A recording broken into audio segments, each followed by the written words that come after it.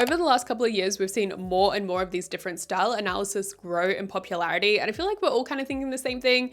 Is this for real? Or is this bullshit? Straight off the bat, I just want to say that I am not one to follow style rules. I am very much in the camp of wear whatever the hell you want. But I can't lie, I have always been very intrigued by this sort of thing. And that could just be because I grew up in the era of like, take this quiz to find out what sort of girl you are. It does kind of have that energy to it. And I think that's how I'm choosing to take it, as something like fun to play around with. With that being said though, the price tag for some of these services is very much not giving lighthearted fun. But of course, self-analysis is also a really great option. I did try, but personally, I think there's some sort of disconnect between me and myself. So it didn't work out for me. I ended up paying for a professional's opinion for everything bar one, and I'll get into the reason later. But the ones we're going to be breaking down today are color analysis, Kibbe body type, facial essence, and dressing according to your astrological chart. I'm going to start out with color analysis. I feel like that's the one most people are familiar with just because it's been so consistently popular. Now, depending on who you go to, the breakdown can look slightly different, but the main gist is you have spring and autumn for warm tones,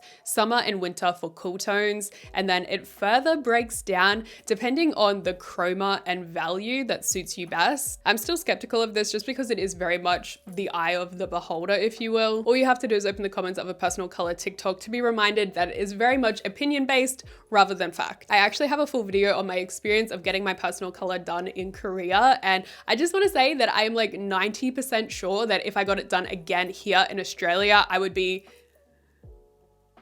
I'm looking for a word other than diagnosed, but that is all that is coming to me right now. A lot of the Australians I see, they seem to really still have an emphasis on just your hair and eye color, which I'm like, what am I paying for then? Like, what's all the swatching and everything doing if you're actually just categorizing me the second I walk in based on super basic features? But I digress. My professional results were that I am a light spring, and she also told me that my second best color palette would be a autumn mute, which does lead me to believe that if I got it done here at home, that would probably be my number one. And I'm just gonna blissfully agree with her analysis because I do indeed prefer the pastel tones. And even within your palette, there's gonna be some colors that are your very best. The ones that she recommended to me were banana milk, melon, and peach. And I would say typically their general recommendation is that you don't have to worry about these colors from head to toe because it really is just what's closest to your face that makes the big difference. However, for light spring, they do recommend not doing anything that is too contrasting throughout the entire look. You guys know I love juxtaposition and contrast in outfits, so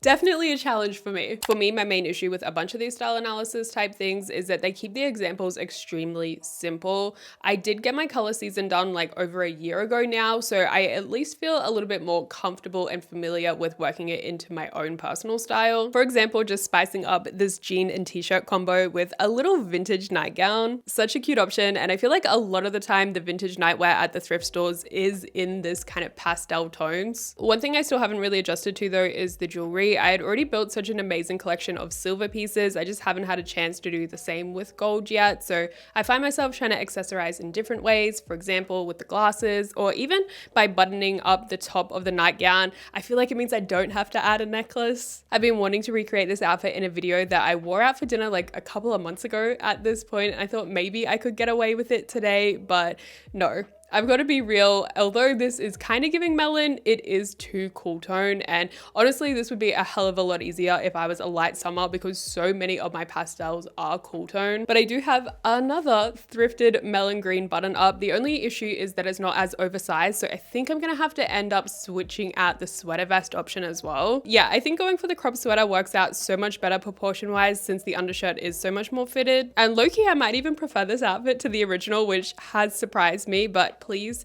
can we take a moment to appreciate how perfect the choice of bag charm is? Like, surely that makes this the instant winner. Also, I think I forgot to address it, but obviously me dyeing my hair darker doesn't really help my case for spring. But honestly, if I had have done it, my hair would probably all snap off and I would be rocking a pixie cut right now, which I don't know, maybe I should have done that. But I figured adding on the kind of creamy headwear might be helpful. Like I said, this lemon banana milk shade was my top recommendation, and thankfully that also happened to start trending over the last year, which made it so much more accessible than it used to be. I have so many cute pieces on my wish list still, but ironically both of these were thrifted. And a sweater and long skirt is just forever going to be one of my favorite outfit formulas. At first, this particular combination I thought might be giving a little bit too granny vibes, but I don't really care, and I think I can just delude myself into thinking it's giving shoujo girly vibes instead. Okay, next one we're going to tackle is my Kibbe analysis, and I think it is appropriate to give like a minor trigger warning just because it is a body type analysis. I guess a bit of an overview, there are 5 main categories: dramatic, natural, classic, gamin, and romantic. And the scale that they're using is how much yang or yin you have to your shape. It isn't based on sizes by any means, it's very much the shape. Although they do seem very caught up in heights for some reason, I don't really know. And I guess context on that, yang being angular and sharp and yin being soft and round. I don't actually want to get too into the details of each of the categories because that's not the point of this video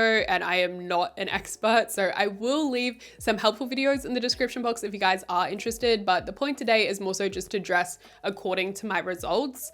I will say that I guess the main idea is that if you're looking at someone, what is the main dominant feature that you recognize first? Is it length? Is it curve? Is it broadness, etc.? I have no idea. I don't think anything stands out. Turns out I wasn't entirely incorrect because I was classified as a classic, and the whole point of that is balanced. Nothing really jumps out at you. And within that, there were 2 options, either dramatic or soft. I ended up being soft because I do have a slight lean towards curve. I'm not gonna lie to you, I freaked out and had a mild identity crisis when I was sent the results because the styling recommendations, I kid you not, couldn't be more opposite than my personal style. The celebrity examples also weren't helping my spiraling because, no offense, but it was kind of giving old maiden. I was like, are younger people just not categorized as soft classics, or what's going on here? So I had about a week where I was just sitting on this report, but then I was able to have a consultation with her, and oh my goodness, it made the world a difference. Like, my relief after that meeting,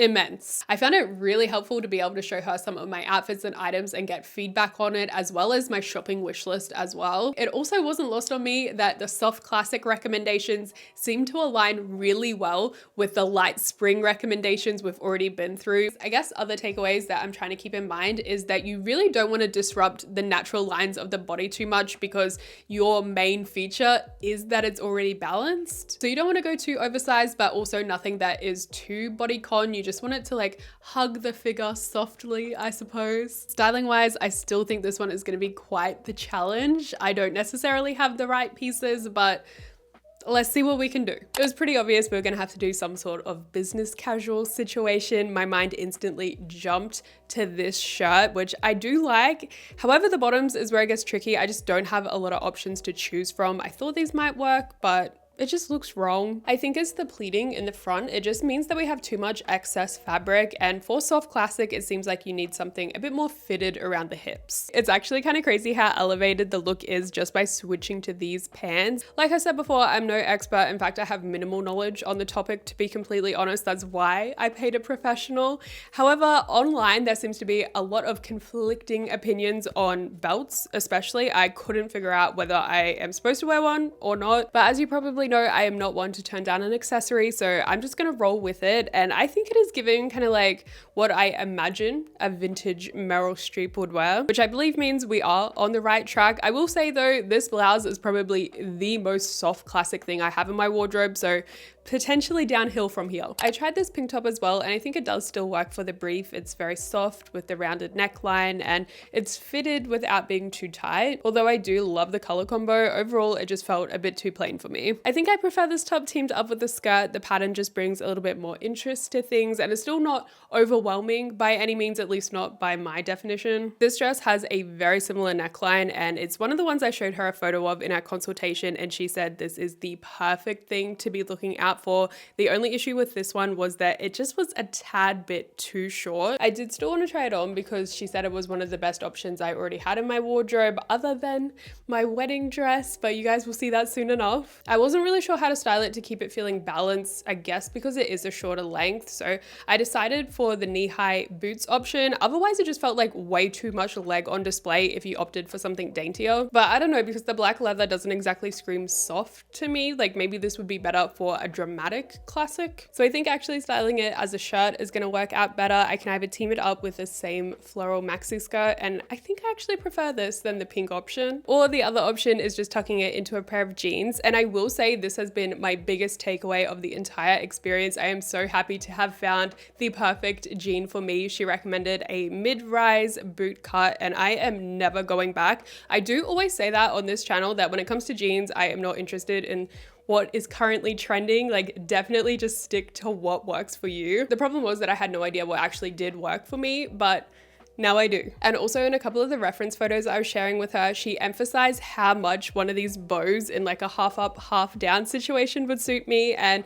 I think it definitely does just tie the look together nicely. Another silhouette I see referenced all the time online for soft classics is a simple little wrap dress. This is actually the only one I have in my collection. It's not quite right. I think it is just made for someone a bit shorter than me. Like the waistline just sits a little bit too high to look natural on me. We have finally made it to the essence analysis. This is the one I am most excited for, just because when I got the results, I was like, okay, this is actually making sense to me now. Like out of all of the concepts, I would say this is the one that I guess I was kind of subconsciously gravitating towards the most when getting dressed. The breakdown is kind of similar to Kibbe, I guess, with the yin and the yang, but it is just focused on like the vibe of your face, I guess is how I would describe it. The categories we have are dramatic, gamine, natural, classic, romantic, ingenue, and angelic. Unlike Kibbe, you don't have to be boxed into just one. I mean, I guess some people probably do lean majority into one category, but it's kind of like a percentage thing, so you can be a little bit across the board. Originally, the categories she had me down in order were romantic, gamine, and classic. Then once we were on the actual video call, she was like, oh,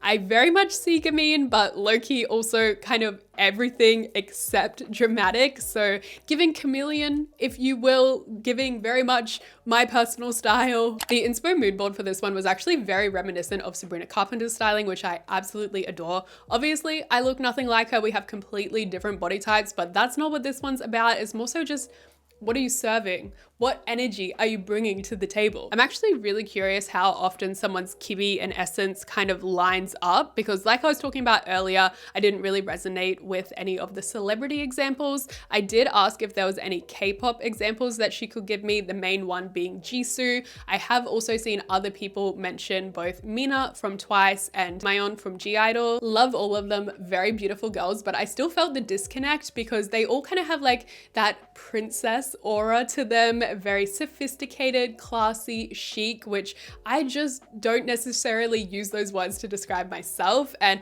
I think that's where the disconnect was happening, is that they actually all have classic essence as well as the Kibbe body type, which again to me just feels like proof that the essence is indeed the main factor. Okay, so I do feel like a bit of an idiot. I just went on about how this is my favorite one of the bunch, only to struggle the most trying to come up with outfits. I think it's just an overthinking issue because, like I said, this is kind of what I naturally gravitate towards in terms of basing a look around the vibe. But now that I've been told to consciously think about that and realize how many different moving parts are going on, I don't know what I'm doing. I tried to keep the classic element in the shape and silhouette and then bring in the gamine with the accessories like she had recommended. So we have a chunkier shoe and then the cute little bag charms. And then for the romantic aspect, I feel like honestly, it mostly just comes through the hair. I will admit I might be taking the retro mood board a little too seriously, but to be fair, I do think that that is like the perfect description when it comes to the combination of those three words. With that being said though, I think we've lost a little bit of the classic with this look because I have really cut off those natural lines with some of the accessories, but I still think it's a really cute option if I am looking to play up the romantic gamine side. Although I think the cardigan does still fit into that classic silhouette, it's more so the pants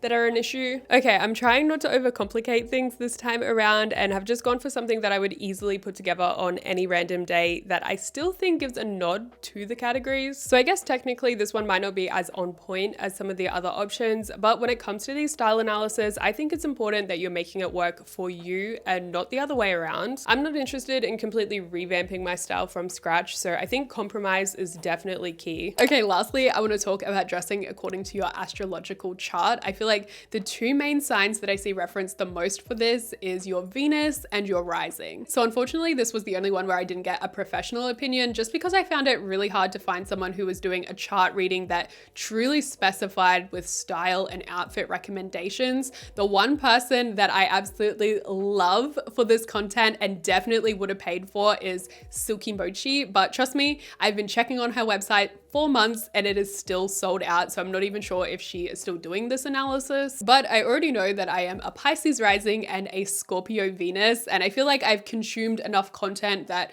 I kind of get the idea of the aesthetics that go along with them. I feel like Scorpio is one of the signs that probably gets the most stereotypical analysis. Like, people don't seem to dive in much deeper than wear dark colors and have a mysterious aura. So obviously just trying to take that on board, which is funny because it is pretty much the complete opposite of the color and Kibbe analysis. But even though it is considered a darker sort of concept, there's still a lot of feminine energy to it as well, which is why I opted for this dress. For some reason, when it comes to Scorpio, the mood board my mind makes up has a lot of 90s references. Some of the key themes I was trying to work with for Pisces were silky and sheer fabrics, crochet pieces, and items that feature some sort of beading detail. I've probably gone a little bit too warm toned on my color palette by introducing the orange. I think typically it would be more like pinks, purples, blues, greens. I kind of tried to channel like mermaid on land. I was getting a lot of very bohemian sort of influence come through as well, which is why I tried to stack on with the accessories. It probably ended up being a little bit more boho than what I would naturally gravitate towards, but I think it still works in this context. When it comes to combining the two, I think they are quite a complementary pair, perhaps because they are both water signs. But actually, I feel like I heard somewhere that Pisces is one of the most adaptable signs, so it's probably a good combo with most. And I know people like to push the idea of taking inspiration from celebrities that have the same placements, but one thing I don't get about that is just because they have the same placements doesn't necessarily mean that they are being styled to suit those. So like, how does that work? Anyway, my point is, despite not having the same placements, I think a really good style icon for this is FKA Twigs. I think she's actually a Pisces Venus, so you still see that bohemian fairy sort of energy, but how she chooses to style herself has more of an alternative rock star sort of feel to it. So despite not having that Scorpio element, I still feel like she is a great inspo for this combo. Just another option for pairing the two together. And I think I've decided that the mood board for this is actually like everyday cool girl witch in a 90s film, which does make me feel a little bit costumey compared to what I'm used to, but I think it is still a good fit. And actually, let me know if you want to see a full video on how I personally would style each of the signs. I think it could be fun and also is a bit of a throwback to a super old video. So what do we think? What's the verdict? Let me have it. Do we think that any of these actually do enhance your natural beauty and give you an instant style glow up, or is it all a bit of a con? If you have tried any of these concepts for yourself, let me know your results and how you're feeling about your personal style now. But yeah, this was a really fun video. Let me know if there's any more concepts you want me to try out, and hopefully I see you again really, really soon. Bye.